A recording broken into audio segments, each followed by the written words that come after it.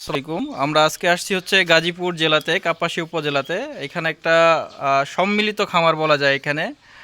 এখানে গরু আছে, তারপর হচ্ছে ছাগল, মুরগি, তারপর হাঁস। কবিতর, হাঁস সবই আছে। আমি একটু ভিউটা দেখাই। এটা দেখেন, একটা সুন্দর একটা পুকুর, পুকুরের সাথেই খামারটা। আমরা পর্যায়ক্রমে সবই বলবো। ভাই আসেন, আপনার গরুর শেটের দিকে এদিকে যাই আমরা একটু। হ্যাঁ, আমরা গরুর শেটের দিকে যাচ্ছি, ভাইয়ের পরিচয় নিব আমরা, এবং হচ্ছে উনি এই গরুর যে বজ্রটা আছে এটাতে কি করে সেই সম্পর্কে আমরা একটু কথা বলবো, এবং হচ্ছে এটাতে আর কি করা যায় সেই সম্পর্কে ভাইয়ের একটু পরামর্শমূলক কিছু তথ্য দিব আমরা। তো ভাই ব্যস্ত মানুষ, বেশি সময় নেব না। যারা খামারে কাজ করলে দেখা যাচ্ছে খামারে অনেক সময় দিতে হয়।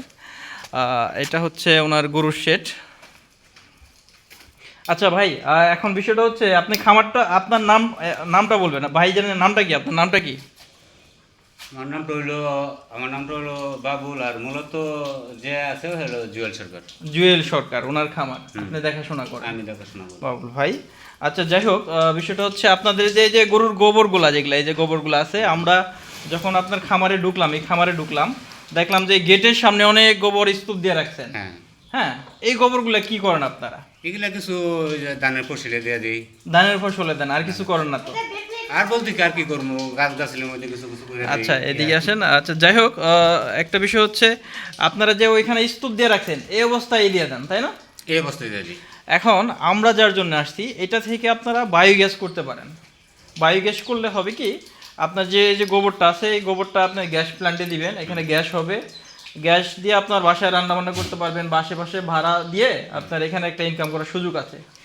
গ্যাস হওয়ার পরে যে গোবরটা আছে, এটা আপনার জৈব সার হিসেবে আপনার জমিতে এবং পুকুরে মাছের খাদ্য হিসেবে দিতে পারবেন। আপনাদের এই যে মাশাআল্লাহ অনেক সুন্দর একটা পুকুর, তাই না? এই পুকুরে তো আপনার মাছের খাদ্য দিতে হয় না? হ্যাঁ, দিতে হয়। আপনি যখন এই গ্যাস মুক্ত এই গোবরটা দিবেন, তখন কিন্তু পুকুরে আপনার প্লাঙ্কটন সৃষ্টি হবে এবং হচ্ছে প্রাকৃতিক খাদ্য হবে। আপনি এখন যে খাদ্যগুলো দেন, এগুলো কিন্তু আপনার কম লাগবে। হুম। হ্যাঁ, তখন হচ্ছে আপনার পুকুরে প্রাকৃতিকভাবে খাদ্য তৈরি হবে। আপনি এখানে ভালো একটা প্রফিট করতে পারবেন। অবশ্যই। আর দ্বিতীয় একটা বিষয় হচ্ছে, আপনার খামারের সামনে যে গোবরটা রাখছেন, এটা দেখতেও কিন্তু খারাপ লাগে। এবং হচ্ছে খামার ওইখানে কিন্তু যে গোবরটা রাখছেন, ওইখানে কিন্তু মশা মাছি উৎপন্ন হইতেছে। এই মশা মাছিগুলো কিন্তু আপনার খামারে এসে অ্যাটাক করবে। হ্যাঁ, এর জন্য হচ্ছে আপনারা যদি বায়োগ্যাস করতে চান, আমাদের নাম্বার দিয়ে থাকবো। আমাদের একটা প্রজেক্ট চলতেছে ইটকলের আন্ডারে, আমরা কিছু ভর্তুকি দিই আর কি। অর্থাৎ আপনি যদি বায়োগ্যাস করেন, আমরা কিছু আর্থিকভাবে সহযোগিতা করব, কারিগরিকভাবে সহযোগিতা করব। এটা একটা বিষয়। আর যদি বায়োগ্যাস করার মতো সমর্থন না থাকে, বা হচ্ছে আপনারা করতে না চান, আরেকটা বিষয় হচ্ছে আপনারা এই গোবরটা দিয়ে ভার্মি কম্পোস্ট সার করতে পারেন, ট্রাইকো কম্পোস্ট সার করতে পারেন।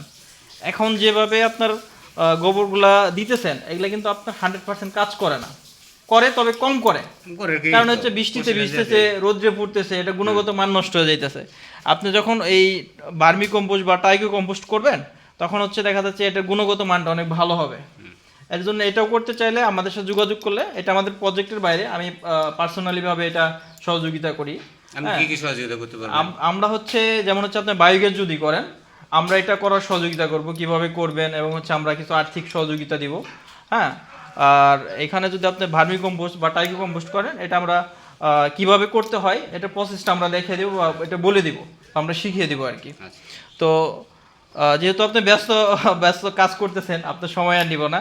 আমার কার্ড দিয়ে যাব, যদি আপনারা করতে চান আমাদের সাথে যোগাযোগ করবেন। পাশে আমাদের আর একটা কাজ হবে। হ্যাঁ, আচ্ছা। তো আমি আবার আসবো, যোগাযোগ করতে পারেন। যাই হোক দর্শক, সুন্দর একটা সম্মিলিত খামার থেকে আজকে বিদায় নিব। তো আপনারা শুনলেন, এটা হচ্ছে আমাদের মূল উদ্দেশ্য, যে প্রত্যেকটা খামার যাতে হচ্ছে সম্মিলিত যে বজ্র ব্যবস্থাপনা, এটা যাতে মেনটেন করে, এবং হচ্ছে পরিবেশ যাতে ভালো থাকে, এবং হচ্ছে আমাদের কৃষি সেক্টর এবং হচ্ছে অ্যাগ্রো সেক্টরটা যাতে আপনার সুন্দর ব্যবস্থাপনার মধ্যে আসে।